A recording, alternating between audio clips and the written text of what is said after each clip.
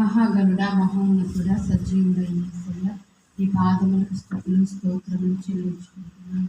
అల్పురాలని అయోగ్యురాలని నన్ను సులువు మాటలు మరుగుపరిచి మీరే మాతో మాట్లాడమని సజీవుడైన యేసు నామములో ప్రార్థిస్తున్నాను తండ్రి. ఆమేన్. ఈరోజు నేను తీసుకున్నది వాక్యము హన్నా యొక్క ప్రార్థన గురించి తీసుకున్నాను. హన్నా అంటే కృప పొందినది అని అర్థం అంట. దేవుడి ప్రణాళికలో ఆమె ఉంది కాబట్టి ఆమె ప్రార్థనకు ఆలస్యంగా జవాబు వచ్చింది. ముందుగా మనం అప్పటి పరిస్థితుల గురించి చెప్తున్నాం. ఏలీ అప్పుడు దైవజనుడిగా ఉన్నాడు. ఆయన టైం అయిపోతుంది. ఆ కాలంలో అప్పుడు హోప్నీ ఫినెన్స్ ఏలీ కుమారులు ఇద్దరు యాజకులుగా ఉన్నారు వాళ్ళు. అయితే ఇంకా ఏలీ వీళ్ళు ఏంటంటే మనకి 2వ అధ్యాయంలో కనపడుతుంది కదా, 12వ వచనంలో ఏలీ కుమారులు యెహోవాను ఎరగని వారే మిక్కిలి దుర్మార్గులై ఉన్నారు వాళ్ళు. అంటే అక్కడికి ఆ అధ్యాయంలోనే మనకు కనపడుతుంది. వాళ్ళు ఇది బలి అర్పణ చేసినప్పుడు పచ్చి మాంసం యెహోవా దేవునికి అర్పింపక మునిపే వాళ్ళు మాంసం తీసుకునేవాళ్ళు అనమాట. అక్కడ పరిచర్య చేయడానికి వచ్చిన స్త్రీలతో వాళ్ళు సేనించేవారని మనకి ఈ అధ్యాయంలోనే ఉంటుంది. యెహోవా దేవుడు వాళ్ళని చంపదలిచి ఉన్నాడని మనకు కనపడుతుంది. కాబట్టి ఏలీ తర్వాత యాజకుడిగా ఒక వ్యక్తి కావాలి దేవుడికి. యెహోవా కనుదృష్టి లోకమంతటా సంచరించను అంటే ఆయన పని నిమిత్తం ఆయన ఎత్తుకుంటూ ఉంటాడు. ఇక్కడ హన్నా ప్రణాళికలో ఉంది కాబట్టి సమూయేలు ఆమె ద్వారా రావాలనే ఆమె ప్రార్థనకి ఆలస్యంగా వచ్చింది. అప్పటి పరిస్థితులను బట్టి ఇంకా దేవుడు ఏలి తర్వాత సమూయేలుని ముందుగానే, అంటే భూమికి పునాదులు వేయకముందే క్రీస్తు మన కొరకు బలి అయ్యాడు. ఆయన పునాది వేయకముందే ఆయన ప్రణాళికలో మనం ఉంటామండి. కాబట్టి హన్నా ప్రార్థనకు ఇక్కడ ఆలస్యంగా జవాబు వచ్చింది. మన వాక్యంలోకి వెళ్దాము. ఎఫ్రాయిము వాడైన ఎల్కానాకు 2 భార్యలు ఉంటారు, హన్నా, పెనిన్నా. అయితే పెనిన్నాకి కుమారులు కుమార్తెలు ఉంటారు, హన్నాకి పిల్లలు లేరు అన్నమాట. లేకపోతే ఈయనకి ప్రతి సంవత్సరము ఎల్కానా తన పిల్లల్ని తన భార్యలు తీసుకొని షీలోహులోని దేవుని మందిరానికి వెళ్తూ ఉంటారు. అక్కడ మొక్కుబడి చెల్లించుకోవడానికి, బలి అర్పణ చేయడానికి ప్రతి సంవత్సరం అలా వెళ్తూ ఉంటే హన్నా అనమాట హన్నాని విసిగిస్తూ ఉంటుంది అనమాట. నీకు పిల్లలు లేరు అన్నట్లు విసిగిస్తూ ఉంటుంది. అది ఎంత బాధాకరం అంటే, మనం ఈ రోజుల్లో ఉమ్మడి కుటుంబంలో ఉండలేదు, కానీ మేము ఛత్తీస్గఢ్లో ఉన్నప్పుడు మేమున్న ఇంటి ఓనర్కి 5 కొడుకులు. మేమున్న ఇంట్లో చివరి 2 కోడళ్ళు ఉండేవాళ్ళు. 4వ కోడలు, 5వ కోడలు. 5వ కోడలు ఉన్నతమైన కుటుంబం నుంచి వచ్చింది. 4వ కోడలు మామూలు మధ్యతరగతి కుటుంబం నుంచి వచ్చింది. ఆమె 4వ కోడలు ఈమెను చూస్తే ముఖం ముడుచుకొని ఉండేది. ఒకసారి చిన్న కోడలు వాళ్ళు ఎక్కడికో వెళ్ళొచ్చి ఊరి నుంచి వచ్చి నా దగ్గరకు వచ్చిందనమాట. బాగా అలసిపోయామన్నాను నేను. హర్షిత మమ్మీ అనేవాళ్ళు నన్ను. మీ పని అమ్మాయిని కొంచెం నాకు సహాయం చేయడానికి పనికి వస్తుందా అంటే నేను చెప్తానులే అన్నా వచ్చిరాని భాషలో. అయితే ఆ రోజు ఈ 4వ కోడలు ఇంట్లో ఉండి కూడా అంత హెల్ప్ చేయదన్నమాట. నాకు చాలా బాధగా ఉండేది. ఈమె ఎంతో రిచ్ కుటుంబం నుంచి వచ్చి కూడా ఈ 4వ కోడల వల్ల 5వ కోడలు ఎంతగా విసిగిపోయిందో నేను కళ్ళారా చూశాను కాబట్టి నేను చెప్పగలుగుతున్నాను. ఎంత బాధాకరం అంటే, ఇప్పుడు మనం చర్చిలో ఉన్నాము, ఎవరో పొరపాటున ఒక మాట అంటే మనం ఎంతగా గింజుకుంటామో, నన్ను అన్నారు, ఈ మాట వాళ్ళు నన్ను అన్నారు, నేను అనవసరంగా పడ్డాను అని. అదే ఒకే ఇంట్లో ఉంటూ అనుదినము అట్లా బాధపడేవాళ్ళు ఉమ్మడి కుటుంబంలో చాలా కుటుంబాల్లో అలా జరుగుతూ ఉంటుంది. ఈ హన్నా ఎంత విసిగిపోయిందంటే ఆమెకు కోపం పుట్టిస్తుందంట పెనిన్నా ఎప్పుడు మాటలతో విసిగిస్తూ. ఎల్కానా మాత్రం ఏమని అంటాడంటే, నీవెందుకు ఏడ్చుచున్నావు? 1వ అధ్యాయం 8వ వచనంలో, హన్నా నువ్వెందుకు ఏడ్చుచున్నావు? నీవు భోజనం మానుట ఎలా? నీకు మనోవిచారం ఎందుకు కలిగింది? 10 మంది కుమారుల కంటే నేను నీకు విశేషమైన వాడిని కానా అని ఆమెతో చెప్పుచూ వచ్చాను అని ఉంది. చెప్పుచూ వచ్చాను అంటే ఎన్నాళ్ళ నుంచి మరి ఆమె అంతగా విసిగిపోయి ఉన్నదో ఇక్కడ ఇక్కడ హన్నా ఎల్కానా ప్రేమ నాకు యాకోబు రాహేలు ప్రేమ కనపడింది. ఎంతగా ప్రేమిస్తున్నాడు.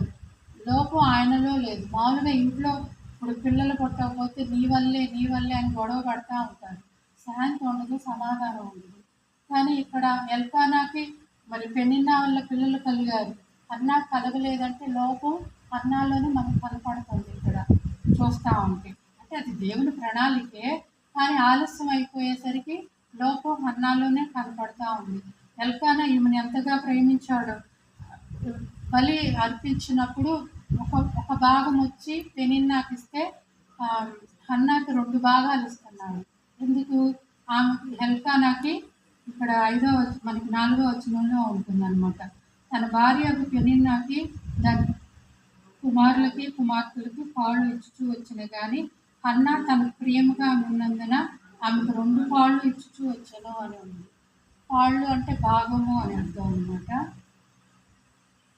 ఇంకా ఈమె అక్కడ మందిరంలోకి వెళ్ళి ఏలీ ముందు ప్రార్థన చేసుకుంటా ఉంది. చాలా బహు దుఃఖాక్రాంతురాలై వచ్చి యెహోవా సన్నిధి 10వ వచనంలో ఉంటుంది. బహు దుఃఖాక్రాంతురాలై వచ్చి యెహోవా సన్నిధి ప్రార్థన చేయుచు బహుగా ఏడ్చుచు ఆయన చెప్పుకుంటా ఉంది. నీ స్పష్టంగా చెప్తుంది దేవునితో, నీ సేవకురాలైన నాకు కలిగి ఉన్న శ్రమను చూచి నీ సేవకురాలైన నన్ను మరొక జ్ఞాపకం చేసుకొని నీ సేవకురాలైన నాకు మగపిల్లను దయచేసిన ఎడల వారి తల మీద క్షౌరపు కత్తి ఎన్నటికి రానియక వాడు బ్రతుకు దినములన్నిటినూ నేను వారిని యెహోవా నగు నీకు అప్పగించునని మొక్కుబడి చేసుకుంది. యెహోవా సన్నిధిలో ప్రార్థన చేసుకుంటుంది, కానీ పైకి వినపట్టల్లా, పెదవులే కదులుతూ ఉన్నాయి. ఏలీ యాజకుడు అక్కడ కూర్చొని ఆమెను గమనిస్తూ ఉన్నాడు. నువ్వు ఎంతవరకు మత్తురాలే ఉంటావు, ద్రాక్షారసం నీ యొద్ద నుండి తీసివేయమంటే అప్పుడు ఆమె అంటుందన్నమాట 15వ వచనంలో, అన్న అది కాదు నా ఏలినవాడ, నేను మనోదుఃఖము గలదానినై ఉన్నాను. నేను ద్రాక్షరసమునైనను మద్యమునైనా పానం చేయలేదు. నా ఆత్మని యెహోవా సన్నిధిన కుమ్మరించుకుంటున్నాను అని చెప్తుంది. నీ సేవకురాలైన నన్ను పనికిమాలిన దానిగా ఎంచవద్దు. అత్యంతమైన కోప కారణం బట్టి బహుగా నిట్టూర్పులు విడుచుచు నాలో నేను దీన్ని చెప్పుకున్నాను అని అంటుంది. ఈమెకి ఎంతో కోపం పుట్టించింది పెనిన్నా, కానీ తన కోపాన్ని తన తోడుకోడల మీద చూపించలేదు, తన భర్త మీద చూపిలా. తన కోపాన్ని, తన బాధ వేదనంతా యెహోవా సన్నిధిలోనే ఆమె చెప్పుకుంటుంది అనమాట. బహుగా నిట్టూర్పులు విడుస్తూ మరి ఎన్నో సంవత్సరాలుగా ఆమె బాధపడి ఉంటుంది. కాబట్టి తను ఎంతో అంటే ఈమె మంచి వ్యక్తిలాగా కనపడుతుంది నాకైతే. ఎల్కానా ఆమెను ప్రేమించాడు అంటే ఆమె మంచి వ్యక్తే. మరి పిల్లలు లేకపోయినా ఆమెను అంతగా ప్రేమిస్తున్నాడు అంటే ఆమె మనుషుల్ని ఇబ్బంది పెట్టట్లేదు. తనకున్న లోటును బట్టి, తనకున్న కొరతను బట్టి దేవుని సన్నిధిలోనే ఆమె అట్లా తను విన్నవించుకుంటుంది అనమాట. అప్పుడు ఏలీ అంటాడు, క్షేమముగా ఇల్లు, ఇశ్రాయేలు దేవునితో నువ్వు చేసుకున్న మనవి ఆయన విన్నాడు అని చెప్తే అప్పుడు ఆమె, నీ దృష్టికి నేను కృపనందును గాక అని ఆ స్త్రీ తన దారిని వెళ్ళిపోయి భోజనము చేయుచు నాటి నుండి దుఃఖముఖుగా ఉండుట మానెను. ఇక్కడ ఆమెకు ఆ నిశ్చయిత ఎలా కలిగింది? ఎప్పుడో నుంచి ఆమె అడుగుతా ఉంది దేవుని సన్నిధిలో. నాకు ఈ పాయింట్ బాగా నచ్చింది, మీరు చదివింది, మమతా చదివిన పాయింట్. ఇప్పుడు మనం కూడా ఎన్నో ఏళ్ళగా దేవుని సన్నిధిలో ప్రార్థన చేస్తూ ఉంటాము. కొన్ని సమస్యలకు జవాబు రాదు. ఆ నిశ్చయిత మనకు రావాలి అంటే ఈమెకి ఎలా వచ్చింది ఆ నిశ్చయిత? పరిశుద్ధాత్మ దేవుడే మన హృదయంలో అక్కడ క్రియ చేశాడు. ఇప్పుడు మనము కూడా మరి ఆయన సన్నిధిలో మనం ప్రార్థిస్తూ ఉంటాం. మనకు ఆ నిశ్చయిత రావటం లేదంటే ఇంకా కొంచెం సమయం ఉంది కాబట్టి మనకు ఆ నిశ్చయిత రావటం లేదు. ఆ నిశ్చయిత ఆయనే కలిగిస్తాడు. ఆయన నిర్ణయించిన సమయంలో మన ప్రార్థనలకు ఆయనే జవాబు. ముందుగా ఇప్పుడు నమ్మక నీ వలనైతే నమ్మవానికి సమస్తము సాధ్యమే అంటాడు ప్రభువు. ఆ నమ్మకం ఎలా వస్తుంది మనకి? మనం ప్రార్థిస్తూ ఉంటా ఉంటే అది కొన్ని వారాలు కావచ్చు, నెలలు కావచ్చు, సంవత్సరాలు కావచ్చు. ఆ నిశ్చయిత మనకు వస్తేనే మనం కూడా కన్నాలోగా దుఃఖముఖిగా ఉండటం మానివేస్తాము. కాబట్టి ఆ నిశ్చయిత వచ్చే వరకు మనం ప్రతి ఒక్కరూ మరి ఎవరు ఏ సమస్యతో ప్రార్థిస్తున్నారు, ఎన్నో సంవత్సరాలుగా ప్రార్థిస్తున్నారు, ఆ నిశ్చయిత కలిగే వరకు మనం ఆయన సన్నిధిలో మనం గోజాడాల్సిందే, మనం ప్రార్థించాల్సిందే అన్నమాట. యెహోవా అన్నాకు సంతు లేకుండా చేసినందుకు అని మనకి వాక్యంలో ఉంటుందన్నమాట. దేవుడే ఈమెకి సంతు లేకుండా చేశాడు. మరి మనకి ఆది కాండంలో కూడా ఉంటుంది కదా,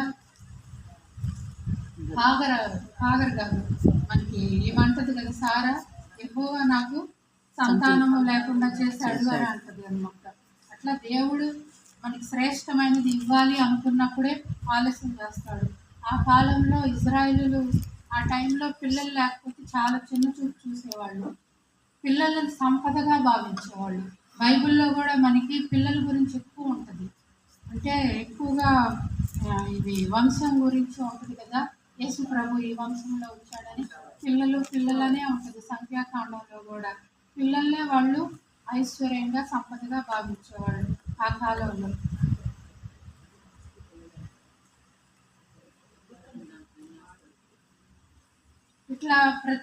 ఇట్లా ఆలస్యముగా జవాబు పొందుతున్న వాళ్ళు కూడా మనకి చూస్తే అబ్రహాం అంటాడు. అబ్రహాం కూడా పిలిచినప్పుడు 75 సంవత్సరాలు, కానీ మన అబ్రహాంకి ఇస్సాకునిచ్చింది 100 సంవత్సరాలకి. ఈ మధ్యలోనే మన సారమ్మ తొందరపడి హాగర్నిచ్చి పంపించింది. అది అబ్రహాంకి వచ్చిన ఆలోచన అయితే కాదు, సారా వచ్చిన ఆలోచన ప్రకారము హాగర్తో పొమ్మంటే సంతానం కలిగింది. దేవుడు అంటాడు, సారాకు నీకు పుట్టిన బిడ్డతోనే నేను నిత్య నిబంధన చేస్తానంటాడు. మనందరం ఇస్సాకు సంతానమే కదా, శ్రేష్టమైన సంతానమే ఇచ్చాడు. అలాగే మనకి చూస్తే మనకి మళ్ళీ జకర్యా ఎజబెతు కనబడతారు లోకాసు వార్తలు. యేసు ప్రభు ఏమంటాడు, స్త్రీలు కనిన వారిలో చాలా గొప్పవాడని. మరి బహు వృద్ధులైపోయారు అప్పటికే వాళ్ళు, కానీ శ్రేష్టమైనదే ఇచ్చాడు దేవుడు. అలాగే మనము కూడా ఎన్నో సంవత్సరాలు అడుగుతూ ఉంటాము ఆయన్ని. సమయాలు గురించి మనం చెప్పుకోవాలంటే పాలు విడిచిన తర్వాత అని ఉంటుంది. ఆ కాలంలో బిడ్డల పాలు 3 సంవత్సరాలు 5 సంవత్సరాలు కూడా తాగేవాళ్ళు. నేను అనుకోవటం సమయాలను 3 సంవత్సరాలు బిడ్డగా ప్రతిష్ఠించుంటుంది దేవుడి సన్నిధిలో. సమయాలు మొదటి ప్రవక్త మనకి బైబిల్లో, చివరి న్యాయాధిపతి. ఆయన 3 పోర్షన్స్ అన్నమాట. న్యాయాధిపతిగా, యాజకునిగా, ప్రవక్తగా. ఎంత గొప్ప మరి ధన్యత. 3 సంవత్సరాల నుంచి ఆ బిడ్డ చనిపోయే వరకు సమయాలు దేవుని సన్నిధిలో మరి పరిచర్య చేయటువంటి మాటల ఈ బైబిల్లో ఎక్కడ చూసినా కూడా సమయాలు చేసినంత పరిచర్య ఎవరు చేయలే. అంత శ్రేష్టమైన సంతానం హన్నా పొందుతుంది. మనమైతే ఎన్నో సంవత్సరాలుగా అడిగింది దేవుడు ఇవ్వగానే కొంచెం మనం స్వార్థంగానే ఆలోచిస్తాం మనమైతే. కానీ ఆమె అయితే పూర్తిగా దేవుని ప్రతిష్ఠించింది సమూయేలుని. తర్వాత దేవుడు ఆమెలో ఉన్న నిజాయితీని, ఆమెలో ఉన్న మంచితనాన్ని చూసి 3 కుమారులు 2 కుమార్తెలు కూడా ఇచ్చినట్టు మనకి రెండో అధ్యాయంలో ఉంటుంది, 21వ వచనంలో. యెహోవా అన్నాను దర్శనగా ఆమె గర్భవతి అయి 3 కుమారులను 2 కుమార్తెలను కనెను అని.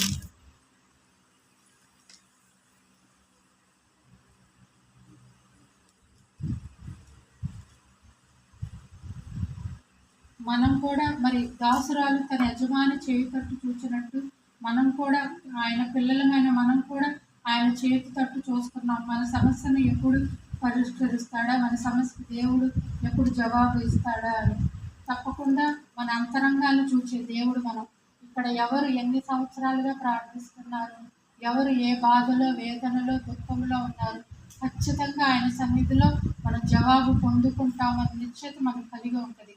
ఎందుకంటే ఆయన రక్తం పెట్టి మనం కొనుక్కున్నాడు కాబట్టి, ఆయన పిల్లలుగా మనని ఆయన పిలుచుకున్నాడు కాబట్టి. నేను ఇంత మట్టుకే, ఎందుకంటే నేను ఎక్కువగా చదవలేకపోయాను. మొన్న ఆదివారానికి మా చెల్లి చనిపోయి సంవత్సరం, 1 వారం నుంచి ఎంత వేదన, ఎంత బాధ. కొద్దిపాటి దేవుడు మనకు కూడా దీవించున్నాడు. ఆమేన్.